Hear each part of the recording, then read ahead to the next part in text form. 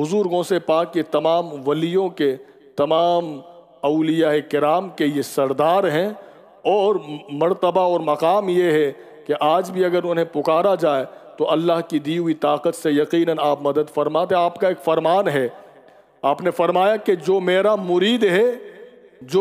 مرید ہے وہ بے ایمان ہو کر نہیں مرے گا، بے ایمان ہو کر نہیں مرے گا۔ اب یہ حضور غوث پاک اپنے مبارک دور میں فرما رہے ہیں۔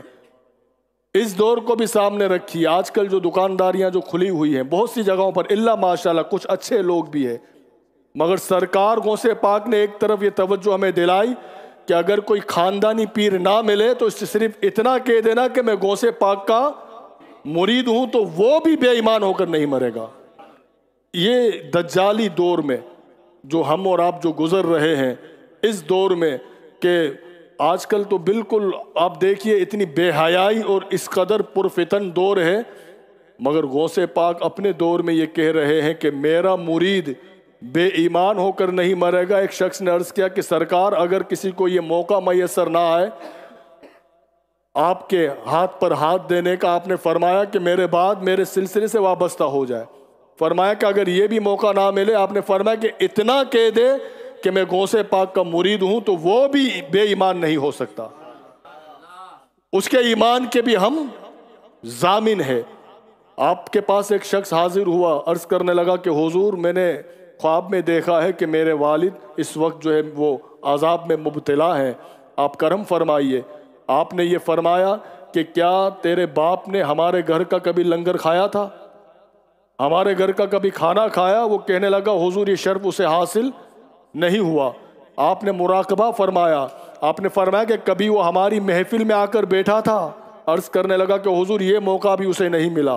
پھر آپ نے مراقبہ فرمایا، کچھ دیر بعد آنکھیں کھول کر آپ نے فرمایا کہ کیا وہ کبھی ہماری گلی سے گزرا تھا؟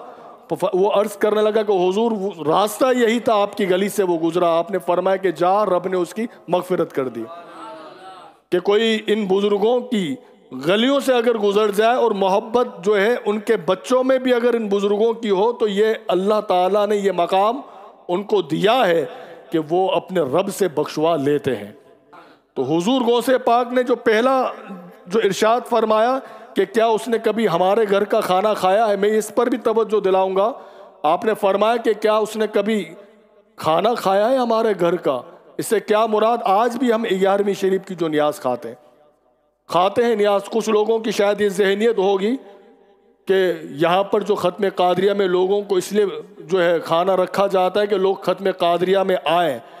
ہم نے کہا یہ سوچ نہ رکھی جائے، ہم ختم قادریہ بند کر دیں گے مگر کھانا بند نہیں کریں گے۔ ہمیں پتا ہے کہ یہ قبول ہو یا نہ ہو مگر کھانا کھلانا قبول ہو جاتا ہے۔ یہ آپ کیسے کہہ رہے ہو؟ ہم نے کہا خود غوث پاک نے فرمایا ہے کہ میں نے سارے نیکیوں کے دفتر کو الٹ پلٹ کر کے دیکھ لیا ہے کہ جتنا ثواب رب نے کھانے میں رکھا ہے ایسا کسی میں نہیں رکھا۔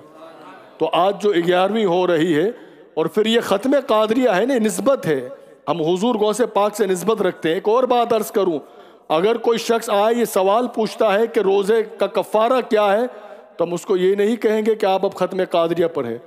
کسی سے بھی جا کر پوچھے کہ کفارہ کیا ہے، کسی بھی کوئی شخص نمازوں کا کفارہ ادا کرنا چاہے، روزے کا کفارہ ادا کرنا چاہے، حج کے حوالے سے کوئی معاملہ درپیش ہو، وہ کفارہ یا فدیہ دینا چاہے، تو آواز ایک ہی آتی ہے کہ کھانا کھلاؤ۔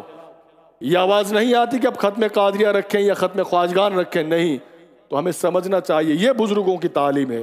تو حضور غوث پاک کے جملے بھی یہی تھے کہ کیا اس نے ہمارے گھر کا کھانا کھایا ہے؟ تو ان کے نزدیک سب سے بہترین جو عبادت مخلوق خدا کی خدمت تھی، کھلانا تھا۔ عرض کرنے لگا حضور یہ موقع نہیں ملا، پھر فرمایا کہ ہماری محفل میں آیا ہے؟ یہ بعد میں ہو رہا کہ محفل میں آیا ہے ہماری؟ کہا حضور یہ بھی موقع نہیں ملا۔ تو پتہ یہ چلا کہ کوئی ان بزرگوں کی محفل میں بیٹھ جائے تو رب تعالیٰ اس کے توسل سے بھی بخشش فرما دیتا ہے۔ کہ بزرگوں کی بارگاہوں میں بیٹھنے سے بایزید بستامی یہ فرماتے ہیں کہ اگر کوئی شخص یہ چاہے کہ اللہ کی بارگاہ میں وہ یہ چاہتا ہو کہ مقبول ہونا چاہتا ہو کہ میں اللہ کی بارگاہ میں کچھ مقام اور مرتبہ حاصل کروں، تو اسے چاہیے، بایزید بستامی کہتے کہ کسی مرد کامل کو تلاش کر، اس کی محفل ڈھونڈ اور جا کر بیٹھ، اس لیے کہ اللہ والوں کے دلوں پر جو حکومت ہوتی ہے وہ اللہ کی ہوتی ہے۔ اللہ تعالیٰ کی توجہ میں ہوتے ان کے دل، ان کے قلوب، تو جب ان کے دل میں تم جگہ بناؤ گے تو خود بخود اللہ تعالیٰ کی معرفت تمہیں حاصل ہو جائے گی۔